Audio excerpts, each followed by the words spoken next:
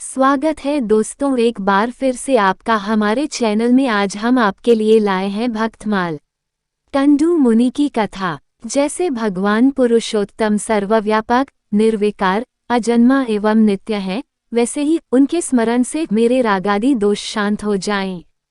मन बड़ा ही प्रबल है, जन्म जन्म से वासनाओं के संस्कार चित्त में दबे पड़े हैं। कब कौन सा दोष, कौन सी वासना भड़क उठेगी, इसका कुछ ठिकाना नहीं है। जो दोष अपने में ढूंढने से भी नहीं जान पड़ते, वे ही समय पाकर इस प्रकार उभर पड़ते हैं कि मनुष्य उनका दास सा बन जाता है। सारे संयम, सब विचार धरे रह जाते हैं। अपने बल पर जो संयम करना चाहता है, उसके संयम का भवन पानी पर खड़ा है। धर्म के स्वामी तो अच्युत हैं। भगवान के भरोसे, उन्हीं की कृपा के सहारे धर्म एवं संयम जब चलते हैं, तभी वे सुदृढ़ होते हैं। भगवान पर विश्वास होना ही धर्म का प्राण है। जहाँ प्राण नहीं है, वहाँ सामाजिक सदाचार के रूप में संयम, सत्य आदि हो भी तो वे मृत हैं। वे कब नष्ट हो जाएंगे, इसका कुछ ठिकाना नहीं। प्राचीन काल में कंडू नामक एक मुनि गोमती नदी के तीर पर एकांत स्थान में तपस्या करते थे।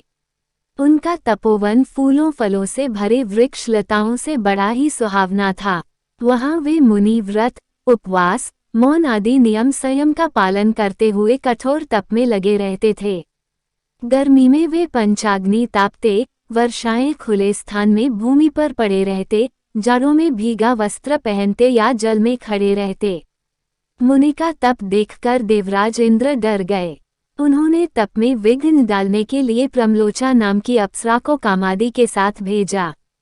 मुनि के आश्रम में आकर वह अप्सरा उनके सामने नाचने गाने और उन्हें लुभाने लगी।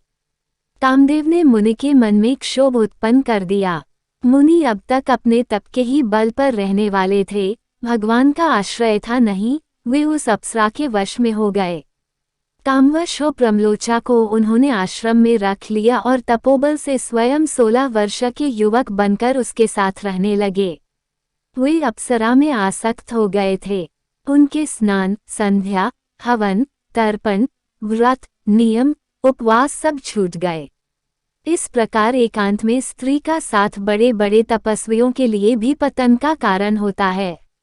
आजकल अमर्यादित रूप से स्त्री पुरुषों के मिलने तथा वयस्क लड़के लड़कियों के साथ पढ़ने पर जोर देने वाले भाई नहीं समझना चाहते कि इससे कितने अनर्थ होंगे। साधक को तो एकांत में किसी भी पर स्त्री के साथ कुछ देर भी रहना, उससे बात करना सर्वथा त्याग देना चाहिए। वह स्त्री चाहे कोई भी हो और उससे अपना कोई भी संबंध क्यों न हो। कंडू मुनि कामवश उस अप्सरा में इतने आसक्त हो गए कि उन्हें रात दिन, पक्ष मास तो क्या वर्षों का भी कुछ पता नहीं चलता था। इस प्रकार 100 वर्ष बीत जाने पर अप्सरा ने स्वर्ग जाने की इच्छा की। मुनि ने उसे कुछ दिन और ठहरने को कहा। 100 वर्ष और बीतने पर प्रमलोचा ने फिर आज्ञा मांगी, तब भी ऋषि ने उसे कुछ दिन ठहरने को कहा। इसी प्रकार शताब्दियां बीतती चली गईं। मुनि आज्ञा देते नहीं थे और उनके शाप के भय से अप्सरा जा नहीं पाती थी। एक दिन पूर्वकृत पुण्यों के प्रभाव से मुनि को कुछ चेत हुआ। वे शीघ्रतापूर्वक कुटिया से बाहर जाने लगे। अप्सरा ने पूछा, आप कहाँ जा रहे हैं? उन्होंने बताया, सूर्यास्त हो रहा है, संध्या करनी है, अन्यथा कर्म का लोप हो जाएगा। अप्सरा ने हाथ जोड़कर नम्रतापूर्वक कहा, भगवन, आज क्या नया सूर्यास्त हो रहा है? वह तो नित्य ही होता है। कितना समय बीत गया, आपने किसी और दिन तो संध्या की नहीं। मुनि को आश्चर्य हुआ। उन्होंने कहा, तुम ये क्या कह रही हो? आज सवेरे ही तो तुम आई हो।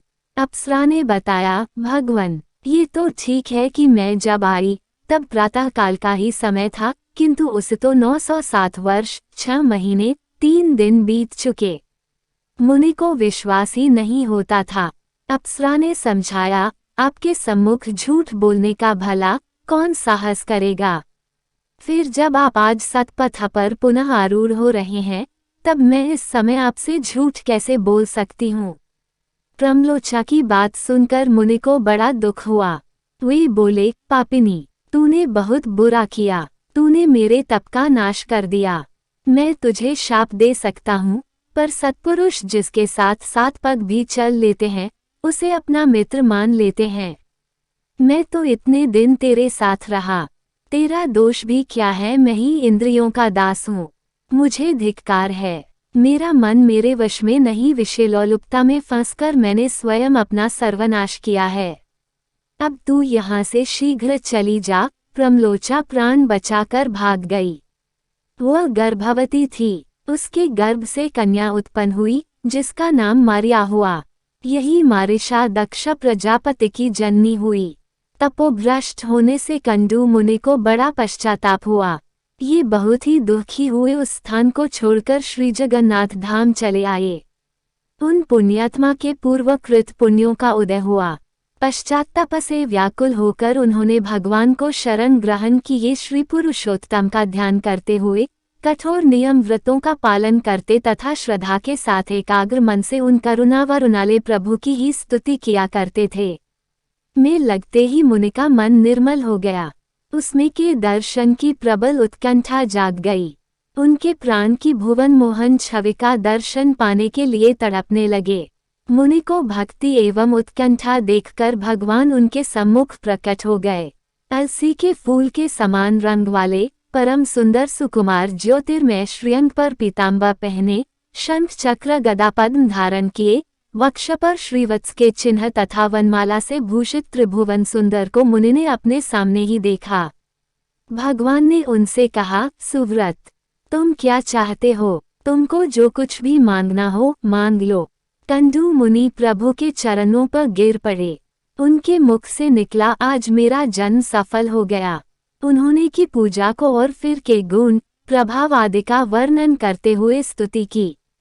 के पुनः वरदान मांगने को कहने पर मुनि ने कहा, प्रभो, ये संसार बड़ा ही दुस्तर सागर है तो यह अनित्य दुखमय तथा केले के पेड़ के समान सारहीन यह मापा से ही दिखता है। जल के बुलबुले के समान क्षणभंगुर है, फिर भी इसमें महान उपद्रव हैं। ये भयानक है, कष्ट ही कष्ट है। इसमें आपकी माया से मैं इसमें मोहित होकर अनादिकाल से चक्कर लगा रहा हूँ। मैं इतने लंबे समय से इसमें डूबा रहा, फिर भी इसका अंत नहीं मिला। अब मैं इससे भयभीत होकर आपकी शरण आया हूँ। देव देवेश गोविंद, आप मुझ पर कृपा करें, मुझे इस संसार सागर से सदा के लिए पार कर दें। भगवान ने कहा, मुनि, तुम्हें अवश्य मोक्ष प्राप्त होगा। स्त्री या पुरुष किसी वर्ण का कोई भी मनुष्य हो, जो कोई मेरी शरण आता है, जो भी मेरी भक्ति करता है, वो अवश्य मुझे प्राप्त कर लेता है। भक्तवत्सल श्रीहरि मुनि को वरदान देकर अंतर्हित हो गए। कंडू मुनि ने भी समस्त कामनाओं को त्याग कर, ममता तथा अहंकार को छोड़कर, इंद्रियों को भली भांति संयत करके मन को भगवान में लगा दिया और वे देव दुर्लभ परम पद को प्राप्त हुए। तो दोस्तों, कैसा लगा आपको भक्तमाल श्री कंडू मुनि की कथा? अगर आपको पसंद आई है तो कथा को लाइक कर कमेंट में हमें बताएं और हमारे चैनल को जरूर सब्सक्राइब करें।